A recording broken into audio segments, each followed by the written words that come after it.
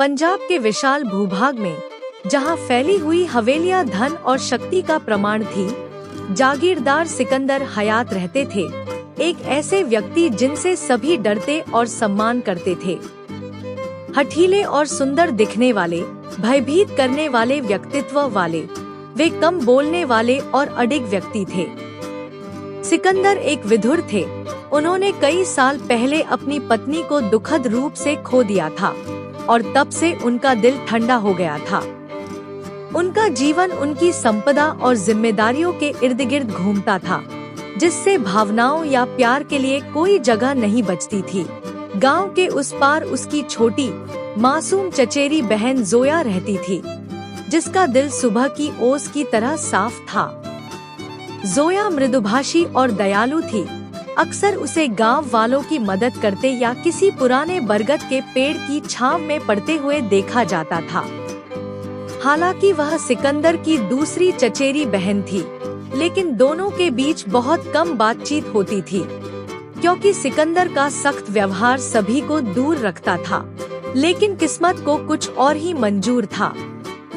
सिकंदर के एकाकी जीवन और वारिस की जरूरत को लेकर चिंतित परिवार के बुजुर्गों ने फैसला किया कि अब उसके लिए दोबारा शादी करने का समय आ गया है। काफी सोच विचार के बाद उन्होंने जोया का नाम रखने का प्रस्ताव रखा, क्योंकि उन्हें लगा कि उसका सौम्य स्वभाव सिकंदर के कठोर दिल को नरम कर सकता है। जोया के माता पिता हिचकिचाए, लेकिन आखिरकार मान गए, क्योंकि उन्हें पता था कि यह परिवार के सम्मान का मामला है। जब सिकंदर को बुजुर्गों के फैसले के बारे में पता चला, तो वह क्रोधित हो गया।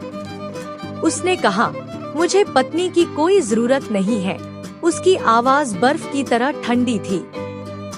लेकिन बुजुर्ग दृढ़ रहे, उसे उसके कर्तव्यों की याद दिलाते रहे। अनिच्छा से सिकंदर सहमत हो गया। इच्छा से ज्यादा दायित्व के कारण शादी बहुत धूमधाम से हुई, लेकिन जश्न के माहौल में जोया का दिल डर से कांप रहा था। वह हमेशा दूर से सिकंदर की प्रशंसा करती थी, लेकिन उसकी पत्नी बनने के विचार से वह बेचैन हो जाती थी। दूसरी ओर सिकंदर अलग-थलग रहा। उसकी ठंडी आंखों में कोई भाव नहीं था। हवेली में जोया का जीवन बिल्कुल भी आसान नहीं था। सिकंदर के असभ्य और दूर दूर रहने वाले व्यवहार ने उसे अकेलापन महसूस कराया।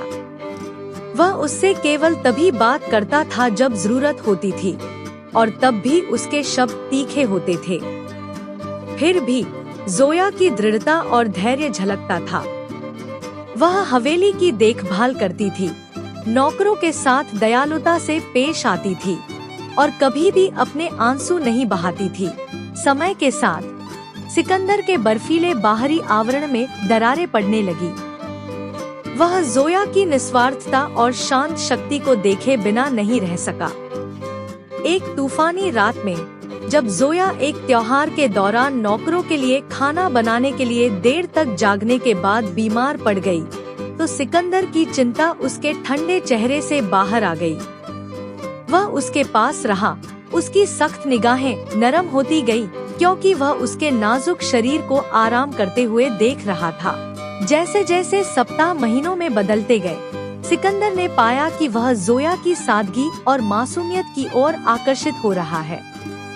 वह उसे सिर्फ एक कर्तव्य के रूप में नहीं, बल्कि एक ऐसे व्यक्ति के रूप में देखने लगा जो उसके वीरान जीवन में गर्मजोशी लेकर आया।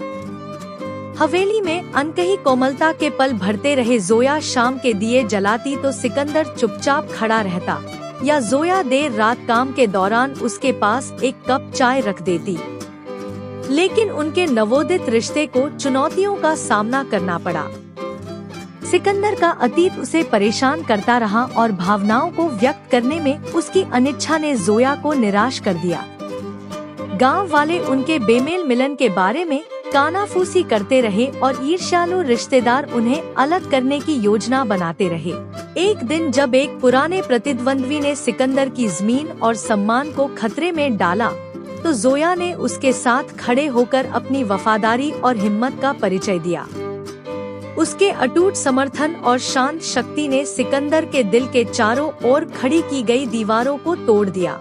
चांदनी रात में सिकंदर ने आखिरकार अपनी भावनाओं को कबूल कर लिया। मैं मूर्ख था जो तुम्हारा विरोध कर पाया, जोया। तुमने मेरे अंधेरे में रोशनी ला दी है। तुम मेरी ताकत, मेरी शांति और मेरा दिल हो।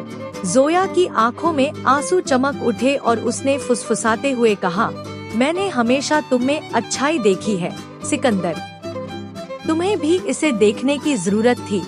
परीक्षणों और धैर्य के माध्यम से बना उनका प्यार हवेली में खिल उठा, जिसने साबित कर दिया कि सच्चे, बिना शर्त प्यार से सबसे कठोर दिल भी नरम हो सकते हैं।